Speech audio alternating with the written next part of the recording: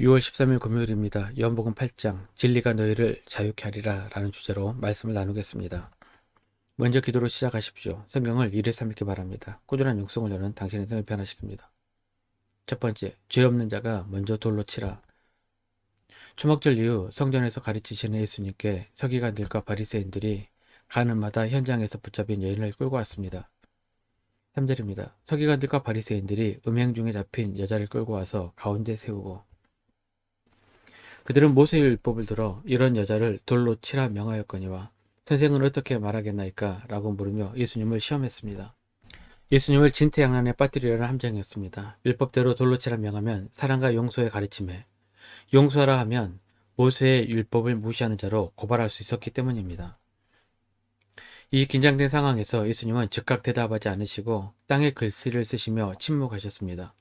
계속되는 재촉에 예수님은 일어나셔서 이렇게 말씀하셨습니다. 7절 하반절입니다. 너희 중에 죄 없는 자가 먼저 돌로 치라 하시고, 예수님께서 이렇게 말씀하심으로써 심판의 화살을 여인에게서 고발자들 자신에게로 돌리셨습니다. 문제의 본질을 죄인의 처벌에서 심판자의 자격으로 전환시킨 지혜입니다. 고발자들은 양심의 가책을 느끼게 되었는데 결국 모두가 자리를 떠났습니다. 이 사건은 인간이라면 누구도 다른 사람을 정죄할 위치에 있지 않으며 율법 아래 모든 인간이 죄인임을 극명하게 보여줍니다. 모두가 떠난 뒤 유일하게 정죄할 자격이 있으셨던 예수님은 여인에게 나도 너를 정죄하지 아니하노니 라고 선언하셨습니다. 주님은 율법의 정죄의 기능을 넘어선 하나님의 무조건적인 사랑과 용서를 보여주셨습니다. 이것이 바로 복음의 핵심입니다. 그러나 조심해야 할 것이 있습니다. 용서는 죄의 방임이 아닙니다. 예수님은 곧이어 가서 다시는 죄를 범하지 말라고 명하셨습니다. 은혜를 입은 자는 죄로부터 완전히 결별해야 합니다. 또한 은혜는 거룩한 삶으로 나아가는 원동력이 된다는 것을 잊지 말아야 합니다. 죄의 용서는 끝이 아니라 새로운 삶의 시작임을 보여주셨습니다. 두 번째, 세상의 빛 예수 그리스도. 12절입니다. 예수께서 또 말씀하여 이르시되 나는 세상의 빛이니 나를 따르는 자는 어둠에 다니지 아니하고 생명의 빛을 얻으리라. 나는 세상의 빛이다 라는 선언은 요한복음의 핵심인 7가지 나는 뭐뭐이다 선언 중 하나로 예수님의 신적 정체성을 드러냅니다. 자신이 어둠, 즉 죄에 잠긴 세상을 구원할 유일한 빛의 근원임을 선포하는 신적인 선언입니다. 특히 이 선언은 초막절 기간에 성전뜰을 환하게 밝히던 등불을 배경으로 하신 말씀으로 사람들에게 또렷이 각인될 것입니다. 바리새인들이 스스로 증언하는 것은 참되지 않다고 공격하자 예수님은 자신의 증언이 율법적으로도 옳다고 밝히셨습니다. 구약에서 어떤 사실을 법적으로 확증하기 위해서는 최소 2명 이상의 증인이 필요했습니다. 신명기 19장 15절입니다. 사람의 모든 악에 관하여 또한 모든 죄에 관하여는 한 증인으로만 정할 것이 아니요 두 증인의 입으로나 또는 세 증인의 입으로 그 사건을 확정할 것이며 바리새인들은 이 율법을 근거로 예수님 혼자 자신을 세상의 빛이라고 주장하는 것은 무효라고 반박한 것입니다. 17절 18절입니다. 너희 율법에도 두 사람의 증언이 참되다 기록하였으니 내가 나를 위하여 증언하는 자가 되고 나를 보내신 아버지도 나를 위하여 증언하시느니라.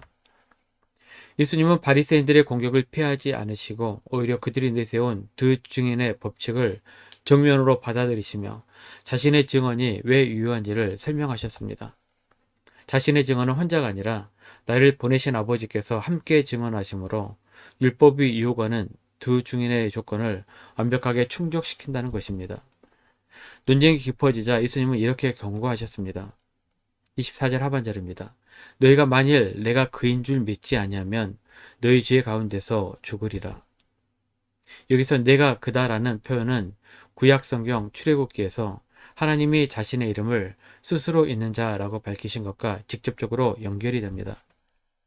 예수께서 자신이 바로 그 영원하신 하나님 자신임을 선한 것입니다.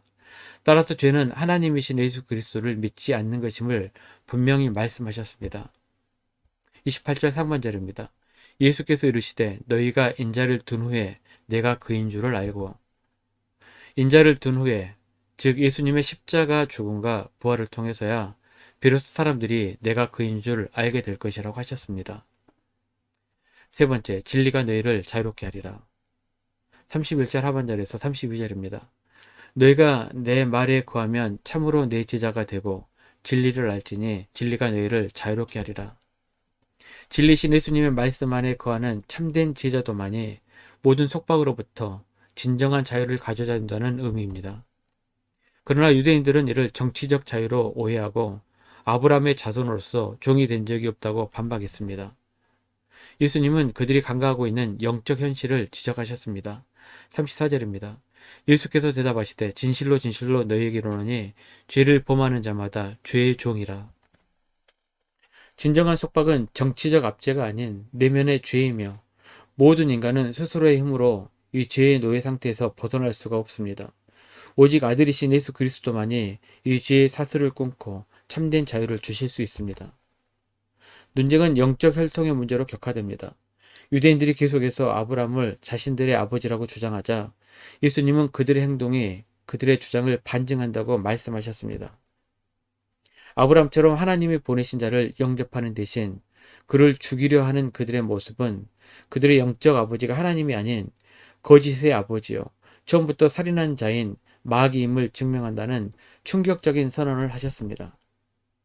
논쟁의 결정에서 유대인들이 내가 아직 50세도 못 되었는데 아브라함을 보았느냐고 조롱하자 예수님은 자신의 신성에 대한 가장 강력하고도 명확한 선언을 하셨습니다.